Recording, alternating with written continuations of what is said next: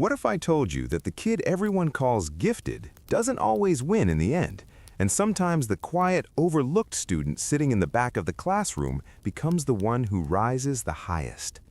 One cold afternoon after school in a small American town, while most students rushed home scrolling through their phones or talking about weekend plans, a 12-year-old boy named Ethan sat alone at his desk staring at a math test marked 65% in red ink. And to him, that number didn't just represent a grade, it represented proof that he simply wasn't smart enough. He had watched other students finish early, laugh confidently, and talk about how easy the test was, and deep inside he felt something heavy growing, the belief that talent was something you were born with, something he clearly didn't have. As he folded the paper slightly in frustration, his history teacher, Mr. Reynolds, a calm, observant man in his late 50s who had spent decades watching young minds rise and fall, walked back into the classroom to grab his briefcase and noticed the boy still sitting there long after the final bell had rung. "You okay, Ethan?" he asked gently. And after a pause filled with embarrassment and disappointment, Ethan admitted what he had been thinking for months. "I try, but it doesn't matter. Some kids are just naturally good at things. I'm not one of them. I don't have talent." Instead of correcting him immediately, Mr. Reynolds pulled up a chair and asked a simple question that would slowly begin to change everything. "Do you think the people you admire were always good from the start?" Ethan shrugged and mentioned famous athletes and entrepreneurs he had seen online, assuming they were simply born different. But the teacher leaned forward and said, "Talent is potential, not performance. It's like owning a high-performance car. If you never train yourself to drive it, never fuel it, never maintain it, it doesn't take you anywhere." Ethan listened quietly as the teacher explained that in middle school and even high school, natural ability can look impressive because things come quickly, but life is a long game. And in the long game, consistency, discipline, and resilience quietly defeat raw talent every single time. He told Ethan about two former students from 10 years earlier, one who could solve problems instantly without studying but rarely put in effort, and another who struggled constantly, asked questions, stayed after class, practiced every day, and often failed before finally understanding. And while the gifted student relied on natural intelligence and slowly grew complacent, the hardworking student built habits, mental toughness, and focus. And years later, it was that second student who launched a successful technology startup, not because he was the smartest in the room, but because he refused to quit when things became difficult. Ethan's eyes shifted from the grade to the teacher as he began realizing something uncomfortable but powerful. Maybe his struggle wasn't evidence of weakness, it was evidence of growth in progress. Mr. Reynolds continued, explaining that when something is easy, you don't build discipline, and without discipline, you don't build endurance, and without endurance, you don't survive real challenges. But when something is hard and you keep showing up anyway, your brain rewires, your character strengthens, and your confidence slowly shifts from "I'm not talented" to "I can improve." And that shift is more powerful than any natural gift.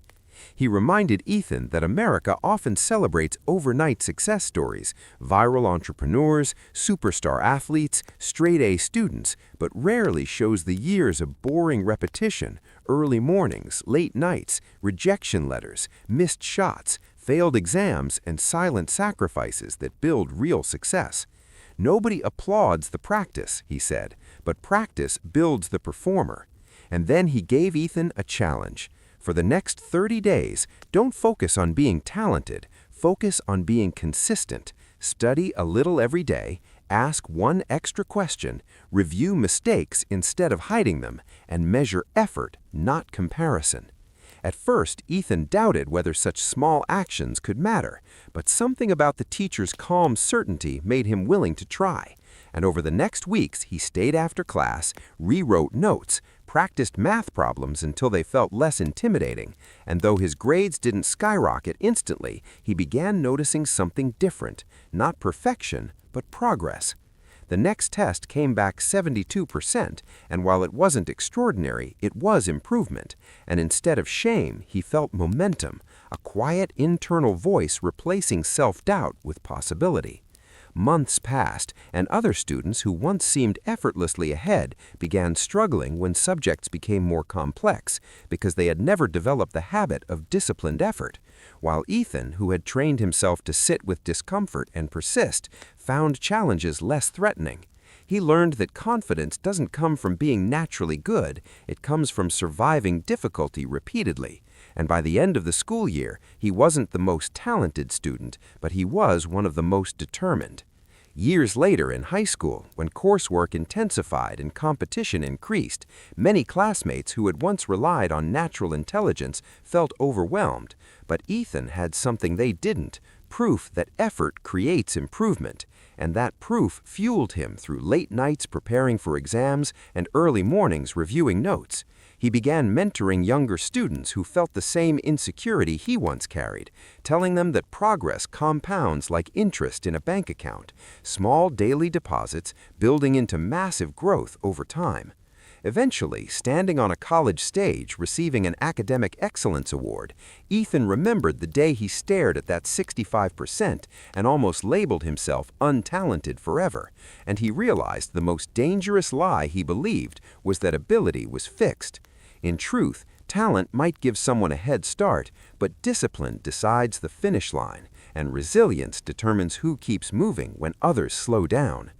The lesson that began in a quiet classroom after school became the foundation of his identity.